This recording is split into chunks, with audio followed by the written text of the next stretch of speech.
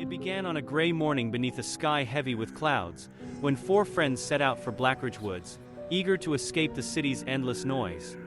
The forest welcomed them with deep shadows and winding trails, cool air tinged with the sharp scent of pine needles and damp soil. Their laughter echoed among towering trunks as they hiked farther than they'd ever planned, intoxicated by the sense of freedom and the illusion of control over wilderness. By late afternoon, the forest had grown stranger.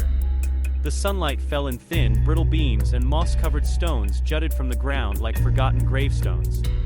Birds had gone silent, and a hush draped the woods like a shroud. The wind barely stirred the branches.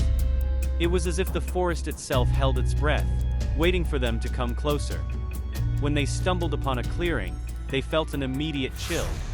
The ground was littered with fallen timber and tangled vines. At its center yawned a mine entrance, partially hidden by vegetation, dark as a wound in the earth. Wooden beams, splintered and sagging, framed the opening like the jaws of some ancient beast. The four friends exchanged uneasy glances, yet curiosity glimmered in their eyes, sparking a decision they'd soon regret. That night, as stars fought to pierce the cloud cover, the friends camped near the mine, the entrance a black mouth silently watching. The fire crackled and spat sparks skyward, but the darkness pressed close around them. They tried to laugh off the strange energy in the air, but each man felt the weight of unseen eyes. Deep in the forest, something shifted, unseen but undeniably real, as if the mine itself were exhaling in slow, deliberate breaths.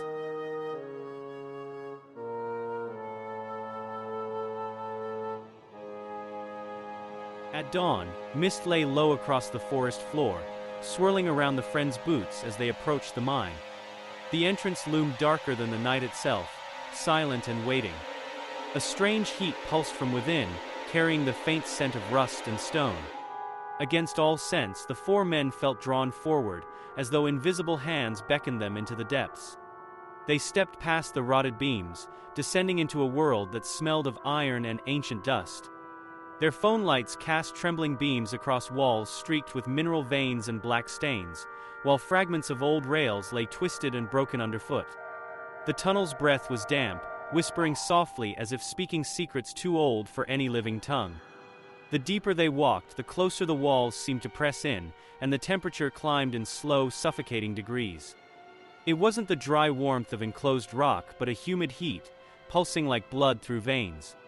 It felt alive, throbbing around them with invisible rhythms. As they rounded a bend, the corridor widened.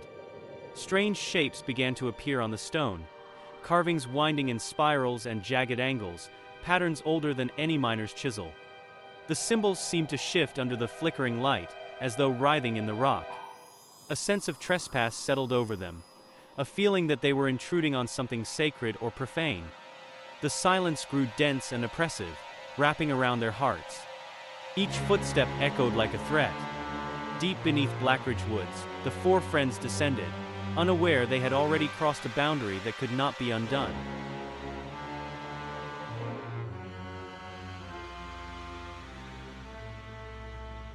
Time blurred as the four friends pushed deeper into the mine. The darkness swallowed the glow of their lights, leaving them in a corridor of shifting shadows. Dust hung in the air like 1,000 tiny ghosts, each mote spinning in the tremor of unseen currents. The heat intensified, dense and stifling, pressing against their skin like a fever. It felt not merely warm, but animate, like the exhalation of some vast creature slumbering in the stone. Their breath grew ragged, lungs straining in the heavy air. Along the walls, the carvings multiplied, trailing like veins through the rock. Some resembled twisted symbols.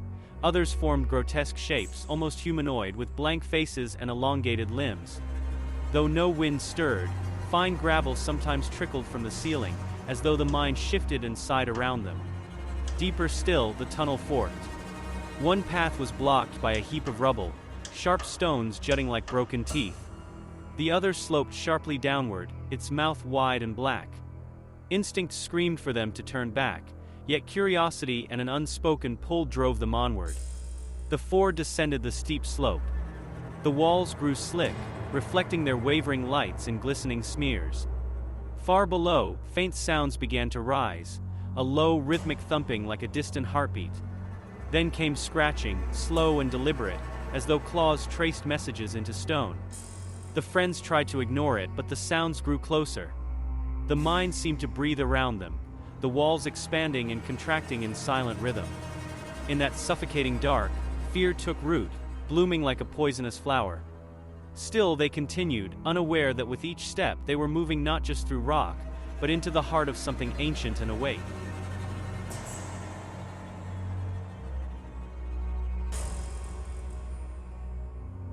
The slope leveled into a cavern vast enough to swallow sound. The four friends paused at the threshold, lights trembling in their hands. The air was a furnace now, thick and wet, as if the cavern exhaled through unseen lungs. Shadows pooled in corners where the rock walls curved like ribs around an unseen core. Then the noises changed. The rhythmic thumping became purposeful, echoing from every surface. Scratches grew louder, joined by a slow drag across stone. It no longer sounded random. It felt deliberate, patient, aware. And there, in the darkness, came breath. Heavy, labored, wet. Not their own. It pulsed close to their ears, impossibly near, as if something massive hovered just beyond the reach of their trembling lights. The cavern seemed to tighten around them, as though the mine itself contracted in a single immense inhale. Without warning, one by one, their lights began to falter.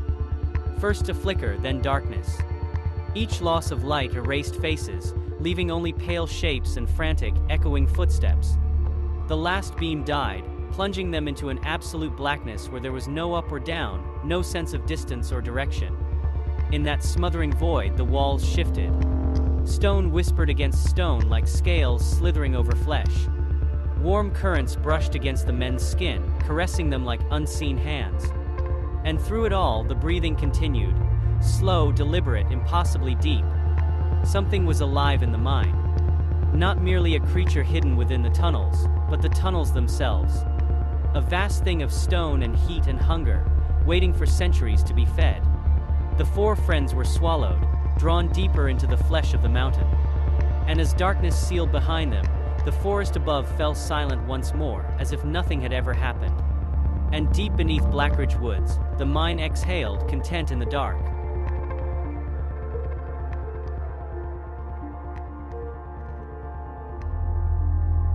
Years later, Blackridge Woods remains silent, its secrets buried beneath layers of pine needles and time. Official records listed 4 young men as missing, presumed dead, after venturing into an abandoned mine.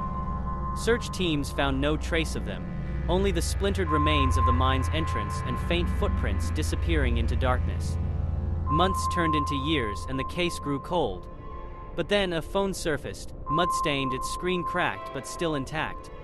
It was discovered by accident during a routine survey near the forest edge. Police recovered the device, cataloged it as evidence, and pored over its contents. Flickering, grainy video clips showed narrow tunnels, drifting dust, and shadows that moved where no shadows should have been. Faint breathing echoed over the recordings, growing louder with each clip, until the final video dissolved into black. When the investigation closed without answers, the phone was quietly placed up for auction as unclaimed property. A collector purchased it out of curiosity, seeking relics of true crime and lost mysteries. Scrolling through its storage one night, he discovered the videos and the fragments of a story that chilled his blood. He pieced together the tale of 4 friends swallowed by a living mine beneath Blackridge Woods. And unable to keep such horror to himself, he shared their story online, a post among millions carrying a single message. Some places should remain untouched. Because sometimes, the darkness breathes back.